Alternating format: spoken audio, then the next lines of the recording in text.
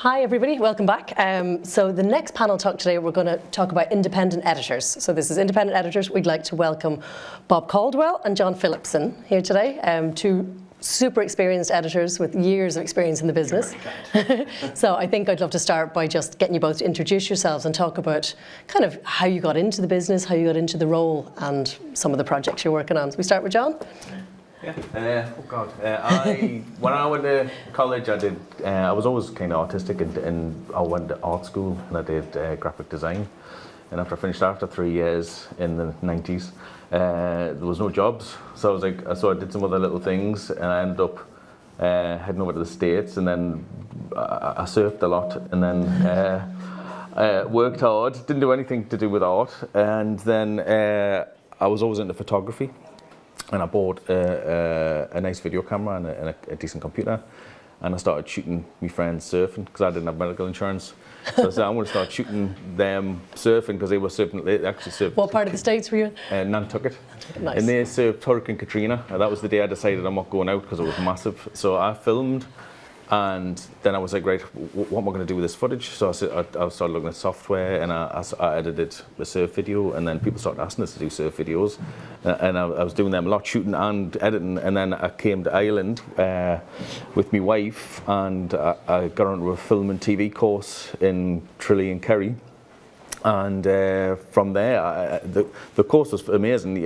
Within 3 months, I ended up getting a job in Cork, and I was shooting, and then they bought an Avid, and then they said, does anyone know how to use Avid? And I said, I do.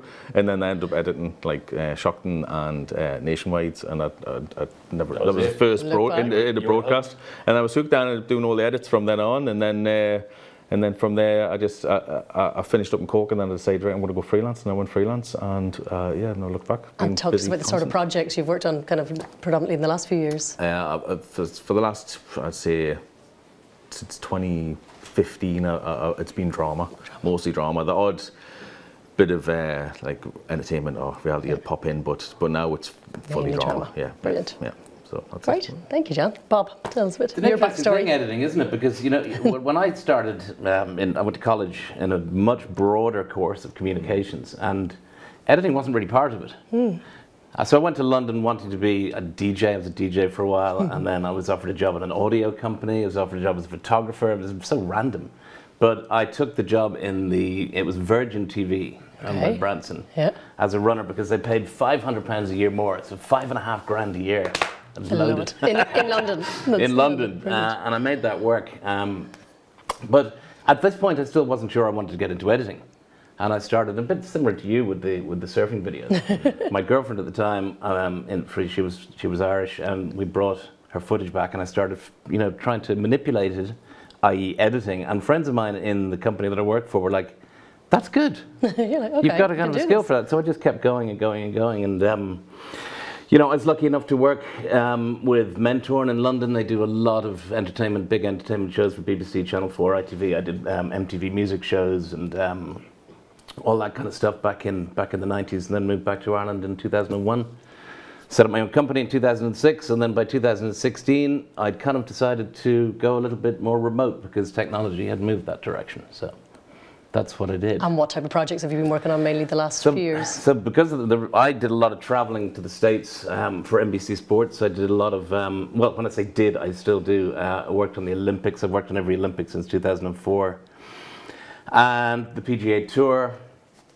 So I did that side of my career was very much sports orientated. And then when back in Ireland, documentaries mainly is my passion. Like you were talking about earlier, just the Irish and their ability to tell stories. Yeah. We love a story, and I love a story, and I love the challenge of being able to kind of put together a story. Yeah. Brilliant, fantastic. How you guys both have found that remote working, like what we're here to talk about today, has changed? Has it changed your approach to editing? Start with you, Bob. Yeah. Well, I mean, see, remote editing, I can go back to 2006. I mean, the first time I ever kind of remote edited was I was doing a documentary in London called The Fucking Fulfords, which was a Channel 4 BAFTA nominated feature documentary, and I'd work at home in Ireland on a Friday. So I'd fly over and take my laptop and a drive back with me.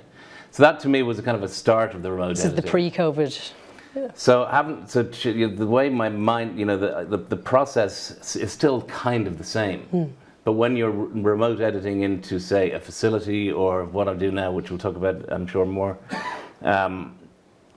connecting to NBC in New York and remoting in. I mean, there is a different mindset, different way of working. You don't have a client in the room anymore, really. You're on your own, unless you've got someone who really wants to be with you, and then you're just kind of connected to a computer on a Zoom on another screen. You've got screens everywhere, So it hasn't really changed the way I kind of approach a project, but there are different aspects to it, of course. Yeah. What about you, John? Do you think it's changed your approach?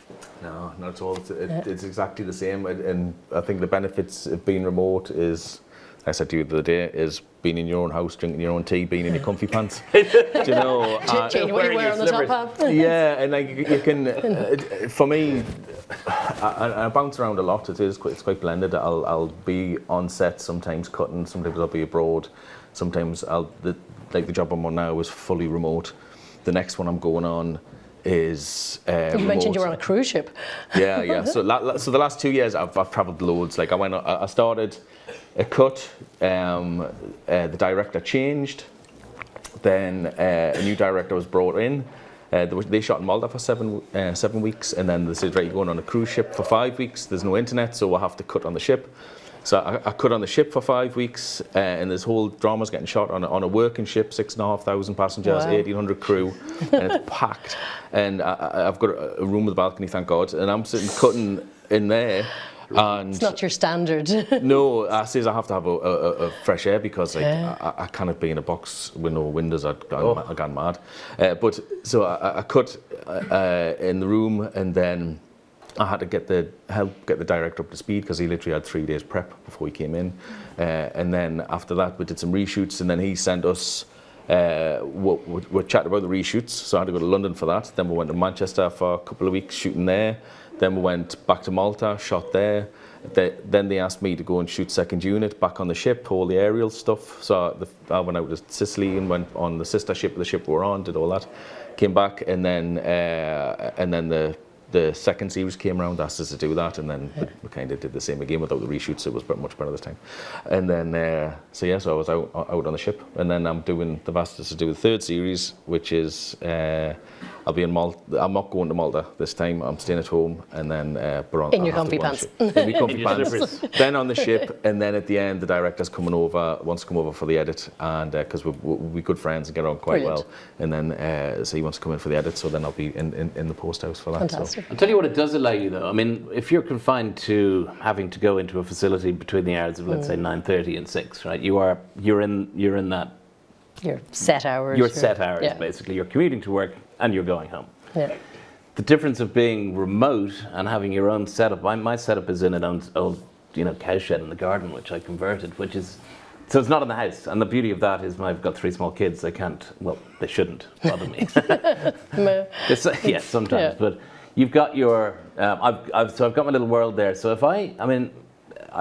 been working on a project. Worked on a project a couple of years ago called Girl Taken, which is a feature documentary that's on Paramount Plus. And that came to me because that went through 2 different remote processes. One was in COVID with an editor who had never done documentary before. So with no communication whatsoever with the director, he pushed his mouse around for 16 weeks and came up with nothing. And then it kind of went through another remote process. And then they gave it to me to finish. And I did 10 weeks on it. It had already gone through 25 weeks of editing. That's a long edit. And even 10's a lot. So for a feature doc. But so they'd come over. They're South African directors, so they came over one at a time for a few days and then leave me to it and blah blah blah. But the point of that is, when you've got a project at home in your own setup, if I wake up at 6 o'clock in the morning, I have an idea. I'll go in and start working on it. Or if the same applies if it's like midnight and I'm bing, I've got this Or also.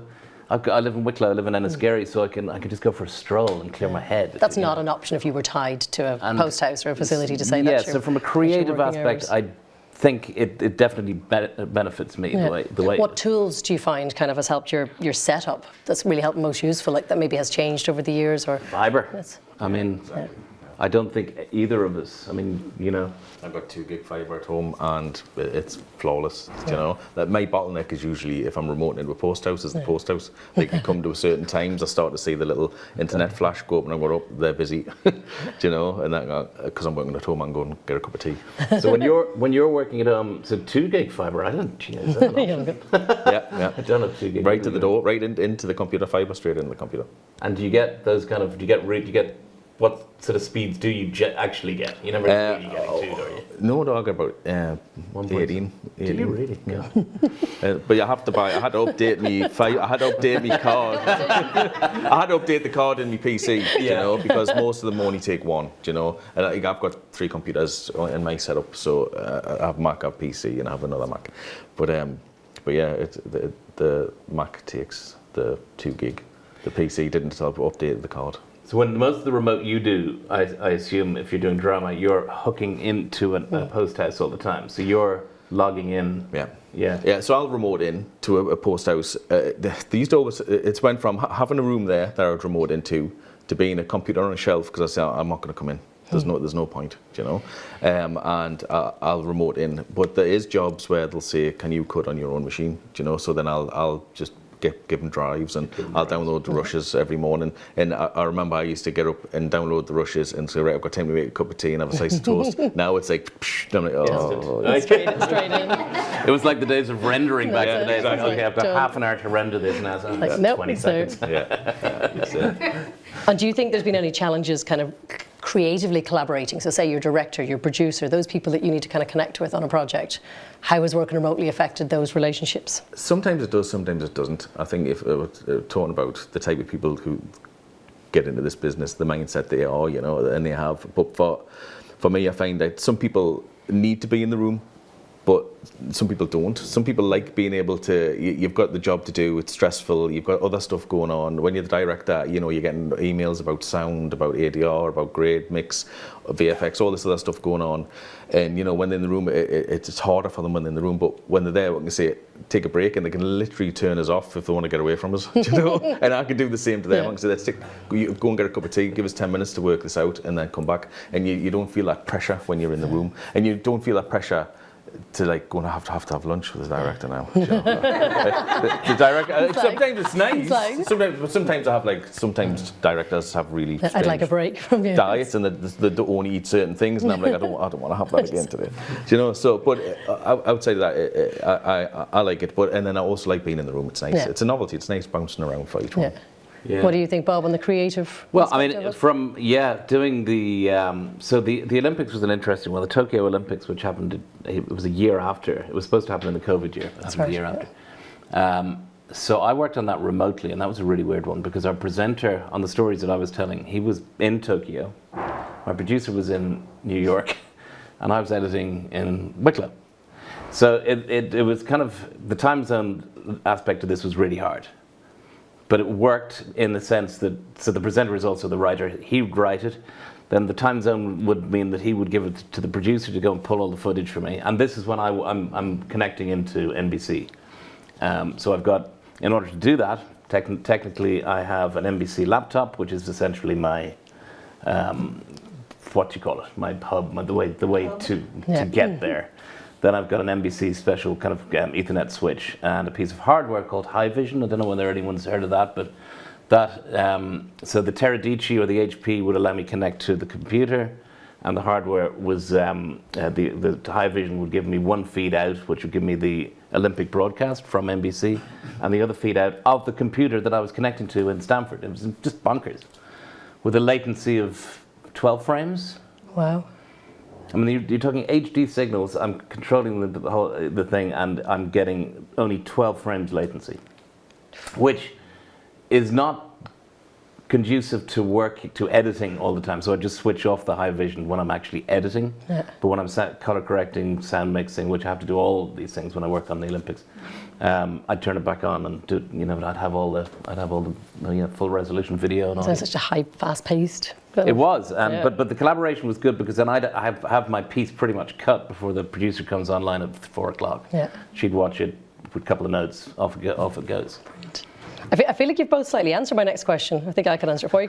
It was kind of, do you prefer, like if you had to choose between a blended workflow or the remote or the in-person, it kind of feels like for you two personally, for your circumstance, it feels like the remote just works for you and for the projects you work on and the clients.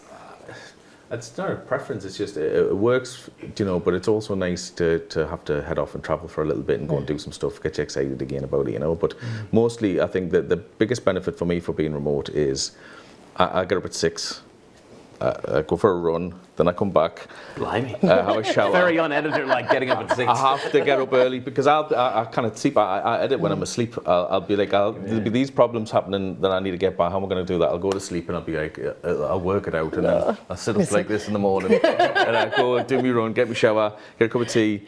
I might get half an hour just to watch what I did the day before. Then I'll drop my daughter to school, come back, and I can work through. I get to pick her up and come back. Then I can you don't get dinner. to do most of that if you were having to spend an hour commuting, you know, and getting set up in the post. It allows you to do other things in life. Yeah, then I can have dinner with them, and then there's this period of like between like 7 and 10 where, you know, she'd be doing her homework, Sarah'll be doing her stuff, she's a teacher, my wife, and then it's these 3 hours, which is like my golden time.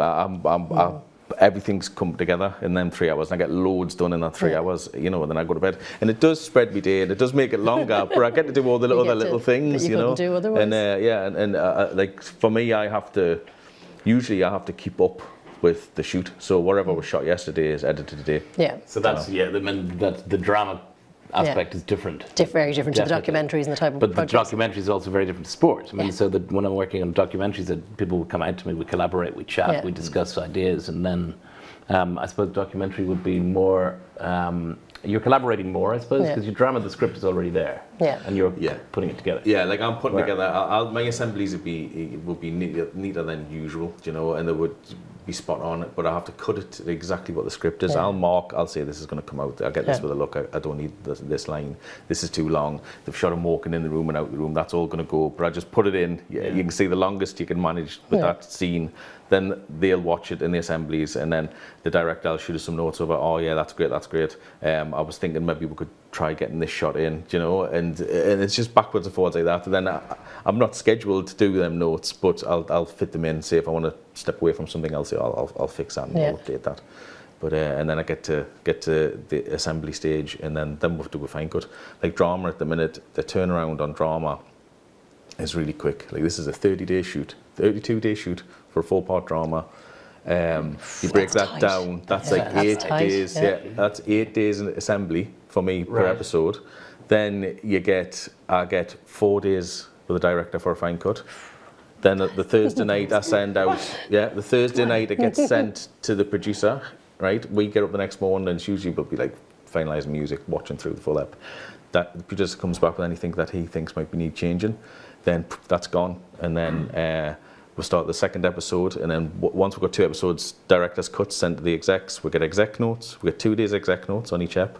We get 2-day channel notes, and then I get a lock day. That sounds like a well-oiled machine per hour of drama. It does. So and like I mean, I've worked on dramas. Like I cut Red Rock for 3 years. Yeah. Do you know? And that was even faster. Yeah. That was a 8-day shoot for 2 1 hours. Does it give you time to kind of speaks to one of my next questions, kind of going being technical. How do you kind of blend the creative and the technical? Because when you've got schedules to kind of stick to that, you're very much a technical editor, but then you want to bring a bit of creativity into it. So how do they work with each other as an editor? For me, it helps being able to do it, and I don't have to ask anybody else to do it for us. I can quickly look at it, or I can make a decision for the execs will say to me, does that need to go to VFX, or can we do it? Yeah. Do you know, can you have a go at it? And I'll say whether it needs to go off or whether it doesn't. I've been a colorist for 20 years as well, and I've coloured a lot of stuff over the years, and I get asked a lot of great questions. Will we be able to fix that? Do you know? And then when you work on bigger shows, it's nice to be able to have an opinion, and then I'll know that the colourist that works on a lot of my shows pretty well, and I can ring him and say, would you have a look as well? Obviously, you're the one grading it, not me. I can say it's grand, but can you make sure that it is? What do you think, Bob? Is that kind of Well, I think, from a technical perspective, I mean, editing is multifaceted. I think you need to have all three things. One being, you need to be able to have a technical mind, first and foremost. When I grew up, I kind of wired my bedroom, and I just loved all that kind of stuff. I put, speakers in a remote control switch on a black and white television. I think my parents were just concerned I was going to set the room on fire. But I mean, I just knew, so I loved all that. So when I set up my own facility, I'd kind of got really involved in how everything was connected. So I've always enjoyed the technical aspect of it, and if everything's working for you and you have everything the way you want it to be, things shouldn't go wrong. No. The only thing that tends to go wrong is if someone or a storm knocks out the fibre cable, which has happened to me on a live sports event. Luckily, the night before, I had to get someone in the next day and pulled all the favors to get them in so I could start editing by 2 p.m. the next day. But those are the kind of, things you have to deal with when you're remoting. Yeah. But the creative side of things, yes, technical, creative, and then the being personable. You have to get on with people. Yeah. No matter what, you have to just be able to get on with your director and producer and bite your bottom lip sometimes. You're like a like a hairdresser. Yeah. You do. There's a lot of therapy and a lot of keeping spirits up, and we're definitely it's we're definitely not trained, in that industry for what we do. Yeah. Any specific examples maybe of an edit? I know you mentioned the fibre and that one, but that maybe presented that creative challenge that you could overcome. That just springs to mind. No, I mean, other than that, no, not really. I mean, I think now these days, the technology is there that once it works. It works. I don't think there's any. In fact, on the contrary, there's less challenges now. Yeah. I mean, long gone are the days you were in a post house like the farm, and you're using a 250 grand PC downstairs. You don't need to spend that much money. I mean, I've got a really nice setup. You got a lot of screens in your photograph. And that's not all of them. And at one point, I had so many that I took some away because I was getting embarrassed. How many screens do you have? I have 3 that I've cut from, and then I have a main screen there. I have 2 broadcast monitors, and then I have 2 screens here. So your point for my other machine, the laptop, and then me scopes. And then I put my iPad in there. That's at least 7 and we're up to now. Yeah, and I lost count. And I took 2 away because I thought that's just greedy. Too much. Well, it's nice. It's like Close Encounters because I've got a nice view and I'm like this, and I'm going, my face is really hot. But that version has to be tough for you to then say, right, I've got to go in and split a project and go into a post house. Because it's not going to have the setup you're used to. It's not going to have the same. That's a big thing. How do you kind of combine? Yeah, I mean, I don't know, but I did the Case I Can't Forget, the General on RTE recently, that 2-part documentary. And the element was doing the post on that. So that's an interesting process to discuss. So workflow, because in this particular instance, I chose to get the hard drive with all the media on it, as opposed to logging in every day. Yeah. And the reason I like doing that because I've got access to all my monitors, and also I don't have to and that has happened to me before when I've worked on projects when I have to log in. I haven't been able to log in. Yeah. There's been a technical issue in the post house. It happens. But the workflow, that it's you're constantly in touch with the assistants because they're sending you footage, media files regularly.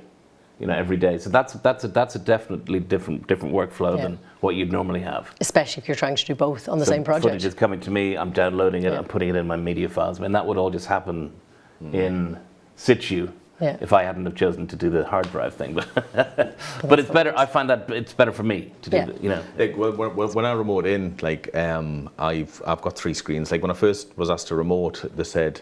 I was in the post house, the director was remoting in, and they said, you've got 2 screens. And I went, well, we're going to do the output from the I/O card. So I said, so what am I feeding him? And they didn't want to use Evercast at the time.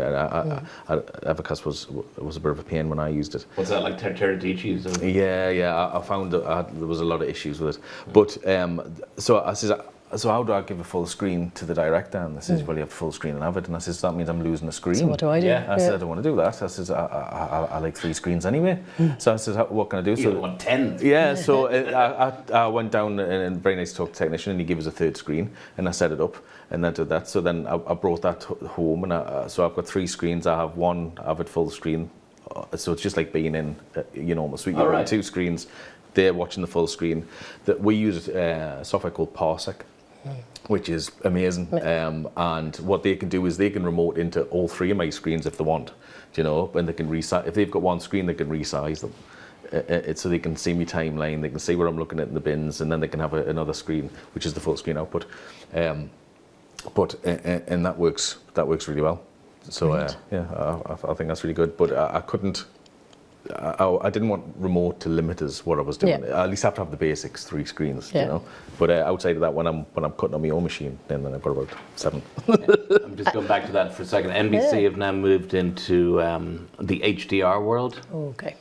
Lovely. And now HDR is lovely because you get, you know, brighter brights and blacker blacks, and it does look pretty. But in order what does that mean for you? In order for that to work remotely, it takes up a lot more bandwidth.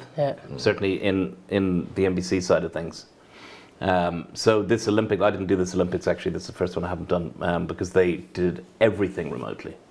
Everything. So all the post production was done remotely. I think there were 5 editors in Paris. Everybody, there used to be like 40 of us on all the events, 30, 40 editors, and it was great fun. And now it's all remote. It was fun. You'd go to all these countries, and you know, you'd immerse yourself in the culture, and you know, it would just be a team. And they were all, you know, a lot of these people are still my friends who we started working with in 2004. That's gone as they've moved into the remote world, and because they've added now this other layer of a technical headache, which is HDR. They don't want people to remote in because, you know, as I was saying, editors on the Olympics, we have to color correct and mix our own pieces. So we're not giving them to somebody else to do that. So suddenly you have to color correct in HDR, higher bandwidth. So they have sent me a new high vision box, which is HDR compatible. And at least that speaks to. So I have an HDR monitor, so I can do it, but they just don't want people, lots of editors remoting in because it's just drawing. It's too much energy. So that's a technical conundrum. Speaking of technical conundrums, what's your thoughts on the growing role of AI in editing? Do you see it as a tool that complements your process or a potential disruptor? I'm generally not worried about it. I find it's just a tool there that can be used or not. Like I used it for something recently where I got thrown a 2-minute promo and they used music that they couldn't use and they needed to replace. And usually they'd say, all right, I'll have to use library music. So I jump on the library site and I'll be looking through all day to try to find sound alikes. And I noticed the button on the top had AI search, and I was like, oh, drag and drop the music in, and then it'd give us like 40 sound alikes straight away. And I was like, oh, that's amazing. Do you know something that would have taken you all day previously? On which? On Avid? No, if you go into, I use Paramount Library. A lot of the stuff I do is Paramount. Yeah. So I have access to all their libraries, which is all their music, all their sound effects, everything. And they just popped up this AI button at the top. And one day I noticed, and I was like, Bing. Try that. And then I was like, so it still took us a couple hours to replace and fix, but it would have took us like. Half until like most of the day. You could spend all day looking at music, you know, and not find it. But this gives us like some spot-on sound alikes. Wow. And that's great. And then I just saw like I had my own company for 6 years, and I did a lot of commissions with RTE, and I was all Final Cut Pro back then. All my edit suites were Final Cut, and then 10 came out, and just I was like, I'm not going to use that. But now 11's come out, and supposedly that's got like the rotoscoping in it, and the noise reduction on sound is supposed to be excellent. So I might have a look. But I'm not going to cut. I'll have to cut Navid. But but what I tend to do is, because I've got everything at home, I'll be cutting something and I'll go, oh, the sound's bad on that. They need to replace it. And you know, you don't want to exec watching it and going, oh, the sound's bad, and it's going to think it's something wrong with the edit. So now you can help the process. Yeah. So I'd just export out a mix down, download it at home, drop it into Resolve, use Resolve to use the noise reduction, clean it all up, get it all level and compressed, and then throw it back into Avid and just stick it in as an extra track and mute everything else, and then I go, oh, that's great. Totally. I mean, from that side of things, AI is a tool to welcome. I mean, you know, from cleaning up audio, it's fabulous. Yeah. From transcriptions, right? That's all AI based. Yeah. I'm lecturing a bit in IADT, and my students were pulling up a transcription the other day, and within this little clip, this guy started singing in Turkish, and it made the AI translated the Turkish as well as the English at the same time. So they're really, from that perspective, really good tools. There's I haven't even used it yet, but there's a photograph animation software. It's been popping up on my feed. That looks fun. Take a photograph and suddenly everything's sort of, coming alive. Yeah. That's handy for documentary, surely. Yeah. Brilliant. But I can't see AI editing a documentary just yet. It's a very kind of personal thing, isn't it? When you're telling a story. Yeah. I don't think AI is going to step in. It's not going to take away the human aspect of it. Yeah. I think it's amazing that you said you've previously taught for years, and you said you're lecturing on IDT. It's fantastic that previous conversation we had about industry, so education and industry speaking to each other, that make sure that they're still relevant. So have you guys got advice you'd want to give out to aspiring editors about staying creative, adapting to industry change, advice of getting into the industry and how to kind of follow the path to editorial? I think don't be worried when you see new things coming out. You've got. I didn't have the internet when I was working it out. You have the internet now. Showing your age. Yeah, there's so many tutorials that you can go and work it out, and you can tell how to do it the wrong way, the right way. There is a bit of a oversaturation of how much there is out there, but you have that resource and use it. And I find the best way to learn how to do something for me is not getting overwhelmed by watching all these things and going, oh God, this can do all these different things. And it's like, none of it matters if you're not ever going to use it. So you usually get to a project and you'll come to something and you'll go, geez, how am I going to do that? And then you go and work it out, you do it, and the next time you do it, it gets easier. And then that's the best way to learn, I think, is just to use it practically, yeah. From what you were saying, John, and it's Stephen, isn't it? Yeah. You asked this question in the last panel discussion. And I think there is a fundamental issue now, because when, before you'd leave college, you'd get a job as a runner in a post house, in a bustling post house with edit suites that people came into every day. You'd learn, you'd sit down with the editor. You'd watch them work. That's how I learned. I watched my my mentor, John Blow. He was a brilliant editor. And Michael Hart, who now has gone on to cut Beckham and Michael J. Fox is Still, and Three Identical Strangers, Don't Fuck With Cats. Michael was Michael and I set up a company together back in 2006. You could have potentially learned much more from sitting with them in the room than you would from years of education. He said he learned how to cut from me, and so that is important, to have that editor, that relationship with someone who's learning. The mentor-mentee relationship. So, and you were saying, John, that you come in, that people are now going to be expected to come in at a higher level. So I'm now, when I'm sitting down with my students, I'm very keen to see out of the class of, say, 20 who wants to actually major in editing, because right now is the time to teach them. Yeah. If they have to come in at a higher level, they need to leave college at a significantly higher level than people I've had before come in my doors and pinpoint their mentor, pinpoint somebody. I had some guy from, not to mention any names, but he'd studied in LA and honestly had no kind of idea as to how to edit in the real world. And it is a very different process than sitting down, as a student, you've got all the time in the world. And editing for drama, as you talk about, versus editing for sports, versus documentaries, feature films, commercials. It's the same skill set, but you've got to turn your head a different direction, no matter what it is. I'll get assists over the years, and you'll work on jobs, and you'll come in, and they'll be quite green, and you'll show them the workflow, and you'll work with them. I want them to work as fast as possible to help me, and then if you get some more advanced assists in who are fantastic assists, but they're trying to make the leap into cutting. I always make a massive effort to say, right, okay, you're going to cut the previous season next week's on this show, and we'll talk about them, and then I'll give scenes, and I'll say, even if I'm going to cut the scene, I'll say, you go off and cut the scene, I'm going to cut the scene, then we're going to sit down and chat about what we did different, and we'll talk about it. And you do get a lot of appreciation for that, because I just remember when I first started out, you'd walk in, as a runner, you'd walk into the edit suite and you'd be like, I don't want to take your time, as Dora, can I sit and watch? And didn't want to ask any questions, and you get the editors that were really nice, and the editors that just want you to take the plate away, but I just always want to try to give back as much as I can. You don't want to be that. Because you could be cutting something and you'd be like, oh God, this is not working, and you'd be in a bad mood, and someone comes in, you just have to go, I'm going to be nice. Our boss at IADT says to all the students in their first year, to just delete TikTok off your phones. And that's the best piece of advice, I think, if you want to become an actual editor, professional editor in the real world. that's not what we're doing here. You know. I love it. I'm going to turn to the room here. Has anybody got any questions for? Let's go for the first one. This is more of an editing therapy question. I like it. So I started out doing all my own things, shooting, cutting, music, all of it, right? And then I was hired to direct this feature documentary, and it was going to be remote editing in part. So one of my editors was in New Jersey and one in Paris. So then I was living in San Francisco at the time. I moved to Paris. And as the director, I set out a script for the documentary, and I said, this is going to take 8 weeks. Now, mind you, I hadn't done that before, but that's what I said in my head and for my research and all that. Right.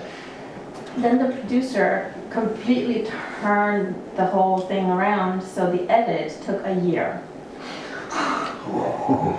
So Were you being paid to do that? I was being paid, Okay, yes, but okay. it was a year of fighting. It's your fighting. Yeah. Wow. So anyway, the documentary. You do need therapy. Yes. It's out there. It's doing its thing and whatnot. Yeah. Do you mind me asking what it's called? Free trip to Egypt. Okay. Yeah. But now I'm looking at my own documentary that I shot in South 8 years ago, and I've been working on it since. Yeah. And then I'm having this sort of post-traumatic stress. As to why it took so long. No, I know why it took that long, but just heading into the edit, and I've done a bit myself. I finally put together a teaser just a few weeks ago. Right. But I'm really considering working with an editor without the trauma, and working possibly remote and in sort of a combined.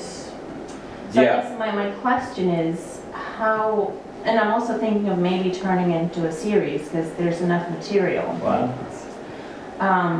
So I don't know if I have a clear question other than. I think you kind of do have a question because this is your idea. You're Yeah. directing it. You're Yeah. producing it. Yeah. My feeling about projects that you do everything on is you probably need a little bit of not a little bit, but extra eyes, more different eyes. Because you're probably too deep in the project. You just kind of, and with your post-traumatic stress from the previous thing, you might be better off Bringing in an expert in editing, bringing in an expert in VFX, an expert in sound. Yeah, I think so. And what do you think, John? I think it would be beneficial, just obviously it's your budget and the skill level of the editor you bring in, and just you've got to make sure you both understand what you're trying to achieve, because sometimes they go too far left field to what you're trying to do, then it's never going to work unless you've got an editor that's good with working with people and it can steer his way back to your One of the things that John alluded to in the earlier conversation was that I think post and VFX and the whole sphere used to very much be an afterthought. We were like the last bit of the budget or down the line. Involving these experts earlier in your project, a script breakdown can save a project money. It can kind of bring in something in that can just add that bit of value at that early stage. We're no longer that afterthought or the end bit of the budget of a project anymore, I feel. Kind of, would you guys agree? I think so. And also I think you'd have to get someone in you trust as well. Yeah. Because if you didn't get someone in you trusted, you'd want to be editing all the time. So you have to have full trust in the person you pick. At this point, I'm so exasperated. My trust is really given. You poor thing. I could have You definitely need to take a step back. Yeah. I did a documentary years ago and it did well to won an RTS award, but the producer was also shooting and also directing, and he went off and he shot it and he'd been working on it for 4 years. He was trying to tell it was about the Glenanne gang and the murder triangle in the north, and he's a fantastic director, but he'd been working on it for 4 years and he says I cannot see the wood for the trees. I'm a bit lost. You're so attached to something. Yeah. So I sat down with him and I said, well, what's the story we're trying to tell? And it's a trick I always do when I used to cut documentary. I'd listen to all the interviews and then I'd ponder on it and think about it, and then I'd go home and I'd try to tell the story to my wife in as short as way as I could. And the things that rose to the top, these are the bits that are important to the story. Yeah. Shrink it down in your head into what is the story. Yeah, and that's right. Weed out all the nonsense. Yeah. So we chatted about that's what we're chatting about, and then I officially only had 18 days on the documentary, but it was spread out, and I says, right, this person's story, it was the first one I cut, it was really powerful. I said, this person's story encapsulates the other 120 people's story. I said, so this is the pinnacle, we're going to concentrate on this one, and we'll start adding in the other little stories and bits, and it's all the same thing, Similar stories about collusion, and we built the whole thing, and then I says, we need this to be shot, this needs to be reconstruction, you know. And did that, and then in the end we put the whole thing together, and it was a feature doc, and he was absolutely delighted at the end, you know. But it was 4 years of him looking at it and not knowing what to do, and coming in with fresh eyes. And for me, like, you know, it was a Catholic Protestant story. He was Catholic and Protestant, and you know, and it's history that I didn't know anything about. So for me, it was like, this is what, do you know? So it was a real learning curve for me, and it was amazing to do that, you know. And at the end, I was very proud of the doc, and I went off to do really well. I think it was like 270 film festivals around the world, and did well, yeah. So, but it's but yeah, you just. Any other questions from anyone? Just on that point, actually, I was going to ask a question about how you blend the vision of the director into what you're doing, but also what struck me when you were talking is, from an emotional perspective as an editor, would you see that you have to self-analyze a lot in terms of like one zoom in or one shot could change the whole perspective of a scene? And in terms of what you've just spoken to, I would imagine that on a personal level that could be quite challenging at times if you feel a certain way about something. And how does that blend with a director's vision? I'm quite an emotional person. Like, even my daughter takes the mick if I watch something and I'm bawling and I'm not returning. She's not crying. She's looking at it. She's embarrassed. But I connect on a real emotional level when I'm putting something. You know, you really, like, when it's drama. You know, you're trying to you're cutting the scene. You break it down to that. This is just this scene. Whose scene is it? What's who is it all about? You know, and then it's like so. That someone can say the line, and it's all about the reaction to that one line, and then it all goes down. It's all about this one moment in this scene, do you know? But your question was, so how does it with the director? How does that work with the director? Like if you both end up having a different vision on something, the director wins. Well, it's tennis, isn't it? Sometimes, absolutely, it's tennis. I mean, you know, I did a feature documentary called "The Graceless Age," which again did, you know, the World Film Festivals. With Sarah Sher, the director. So Sarah and I have worked together for many years, so we get each other and we trust each other. So the script initially came in with a few scenes that just simply, in my mind, looking at it from the outset, didn't make sense. So that's back and forth tennis, as you'd say. And you know, in this instance, the director, editor, you know, we were a very well-oiled machine.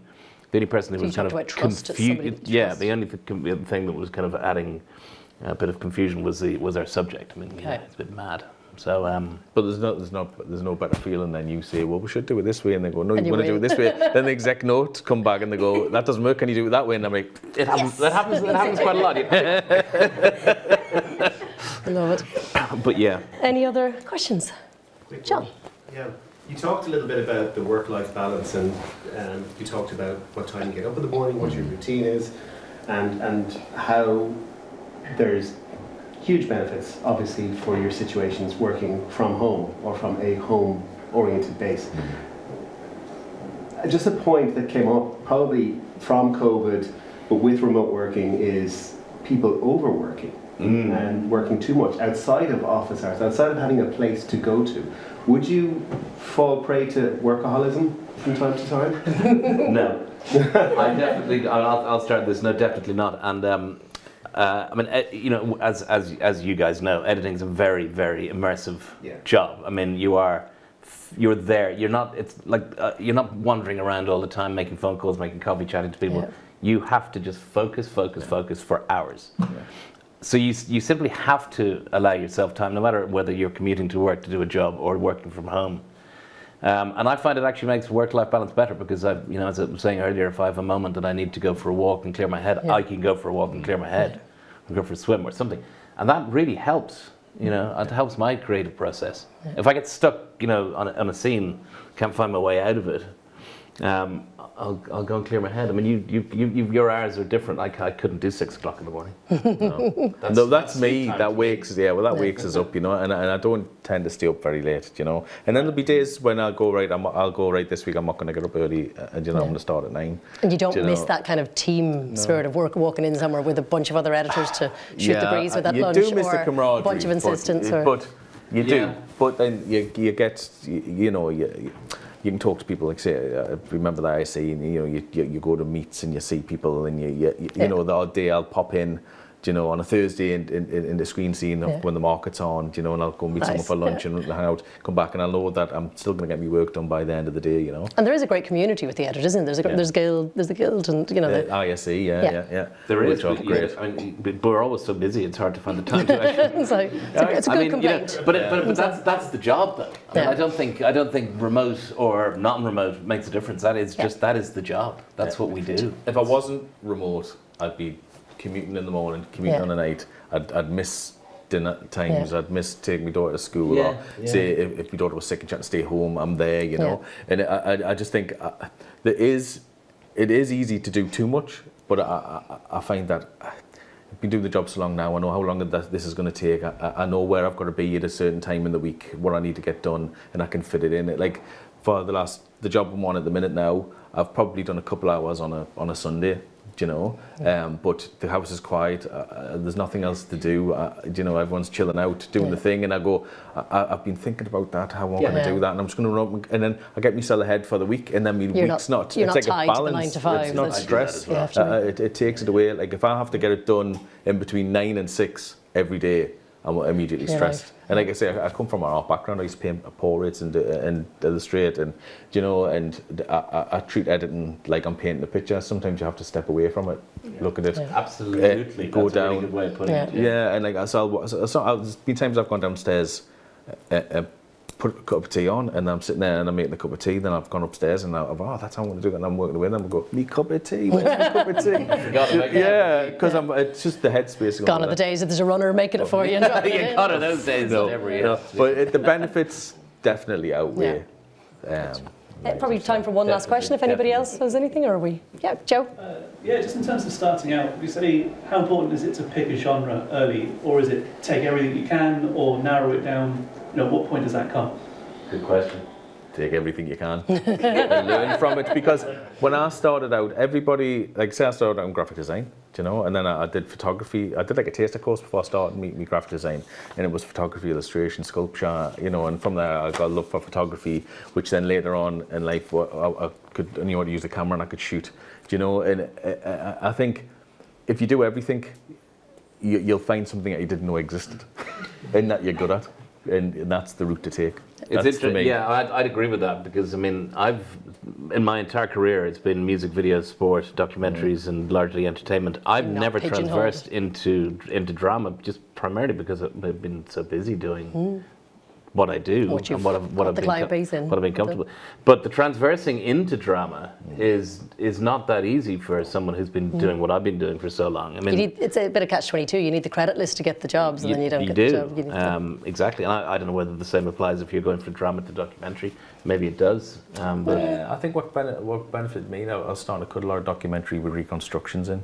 So it was reconstructions, and then I was like, right, I can do this. Speaks drama. Then I went in, and then I was cutting in the BBC up the north, and I met another editor up there who says, I'm going to go into this show, drama, I think you'd be great for it. And then he vouched for us, and I went in, and I did. It was thrown in the deep end, but I worked out quite quickly, and he was great with his time, and just was a really good bunch. And then from that, I was just like, right, this seems a lot easier because I've got a map of where I'm going. A map of where I'm going. It's called a script. And which, when you think that it's easier to cut drama, you go, right, okay, this is the map, what the writer wrote, then this is what the director took from, and this is what he shot. These don't match. How am I going to manufacture that story beat? And then I'm cutting it, and I'm going, right, I've made that story beat. I've made it. That's the whole feeling you want at the end of that scene. Amazing. And then you have to make sure that the director goes, or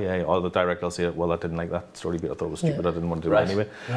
So Brilliant. Well, look, I think we're going to wrap it up. Thank you, guys. Thank you, Bob. Thank you, John. Thank you, so Deborah. much. Thank you. Thank you. Thank you.